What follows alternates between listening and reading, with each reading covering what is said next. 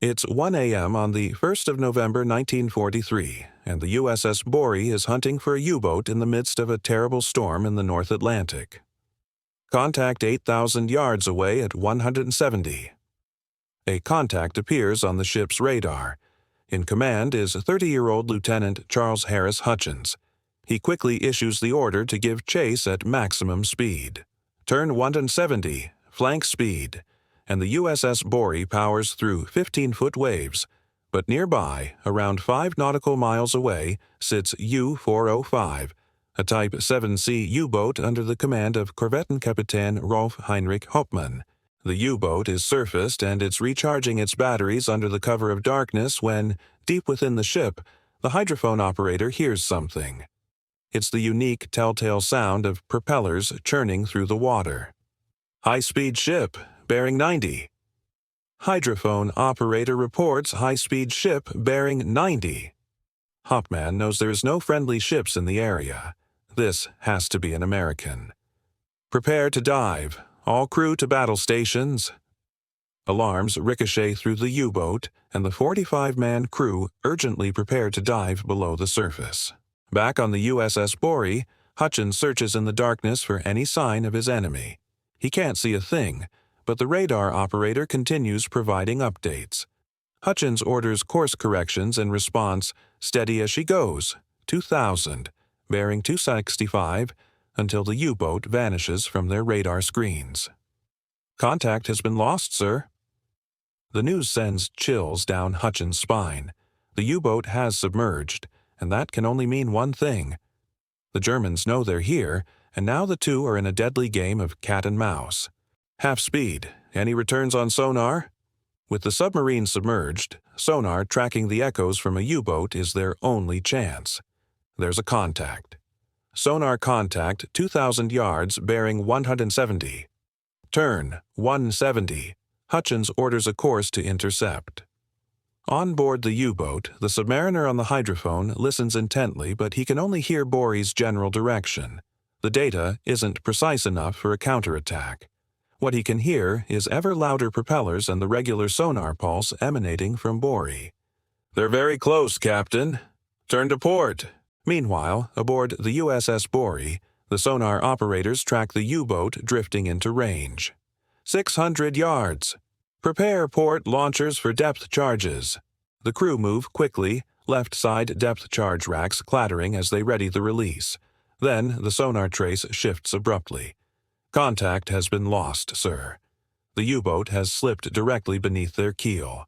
500 yards. Now bearing starboard, drawing fast.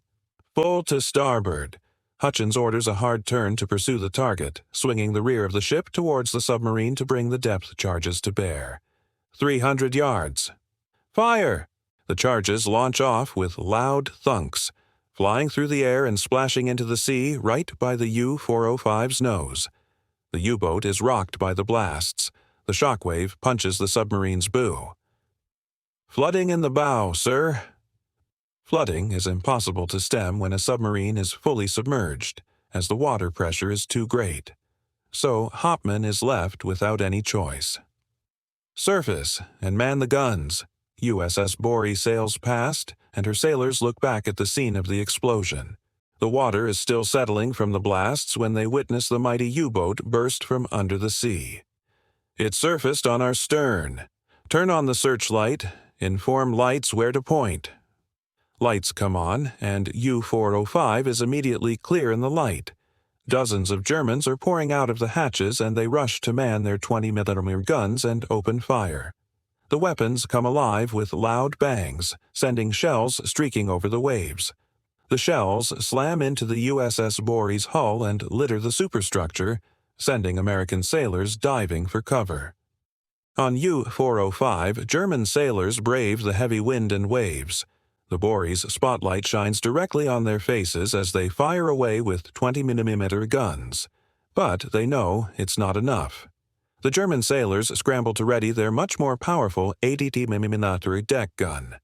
Hutchins knows the danger and acts swiftly. All guns, local control, pointer fire. The guns open fire. The first salvos fly over the Germans' heads and splash into the water behind. But it doesn't take long for Bori's 20mm cannons to find their mark.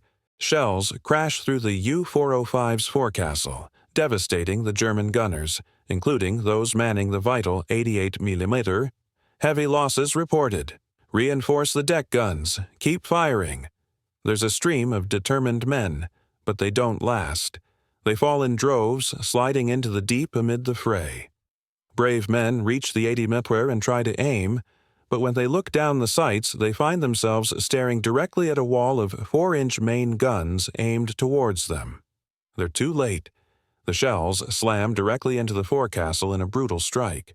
When the smoke clears, U-405's 88mm gun and its valiant crew are gone. Bori continues its wide-about turn while pummeling the enemy without relent.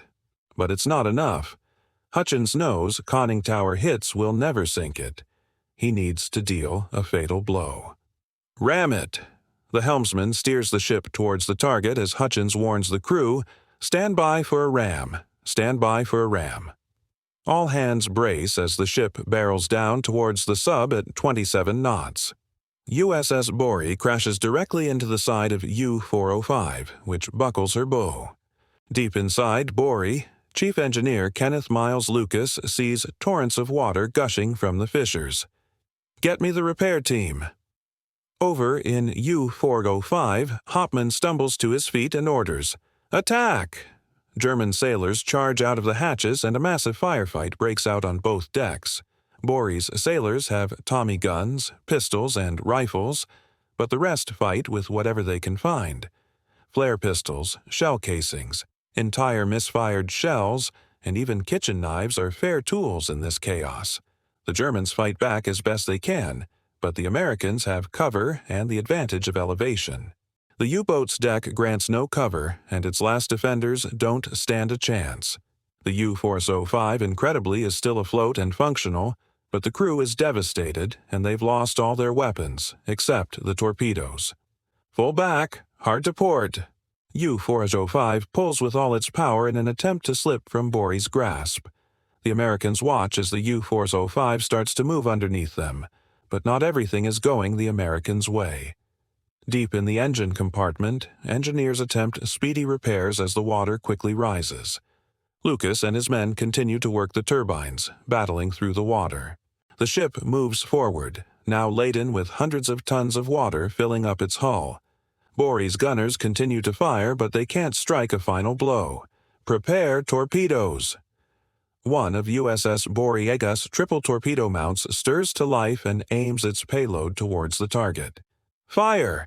A torpedo blasts out to sea and tears a path towards the enemy, but misses.